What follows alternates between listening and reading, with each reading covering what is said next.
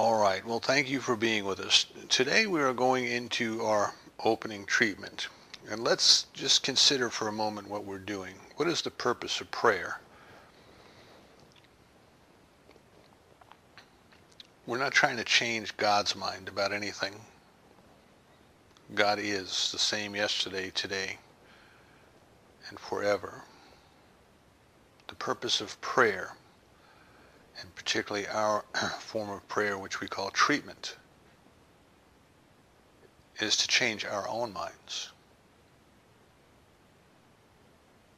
To start in motion a process that brings us to a deeper stage of believing, a stage of faith,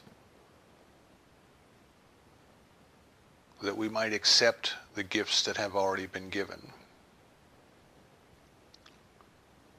The gifts of love, the gifts of peace, the gifts of kindness, the gifts of prosperity, the gifts of health, and the most important gift of all, the gift of experiencing the presence of God.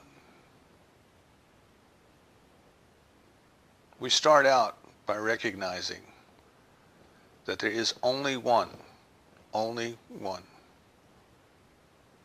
universe is a singularity, not a duality. That which is the one comes into expression on this plane of existence in what appears to be duality, but is in fact only one.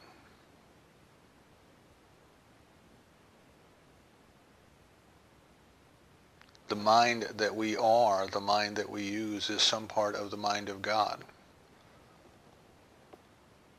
The mind that every other person uses is some part of the mind of God. We appear to be separate. We appear to be different. There appears to be duality. But in fact, there is only one.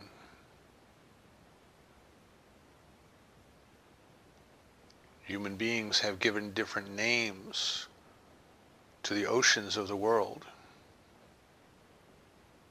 But there's only one ocean.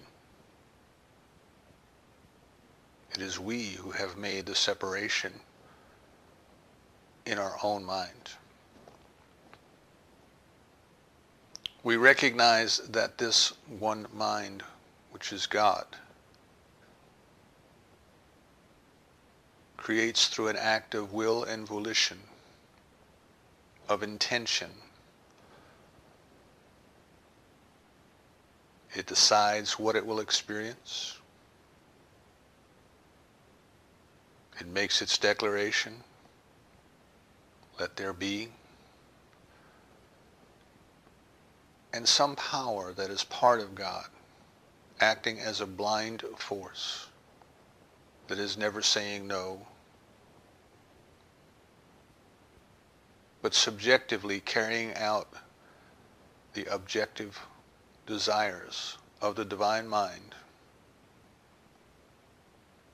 It does whatever needs must be to bring into actual demonstration the perfect outpicturing of the mental equivalent, the idea that the divine mind had.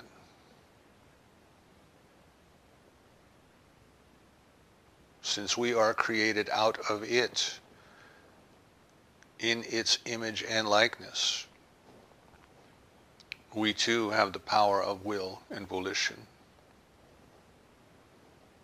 And the blind force of the universe that responds to the Word of God responds to our belief, which is our word, our faith, which is our word, our intention, which is our word. Today, we speak our word for a greater awareness of the interaction of our beliefs and this power, for our acceptance of our responsibility to use this power wisely,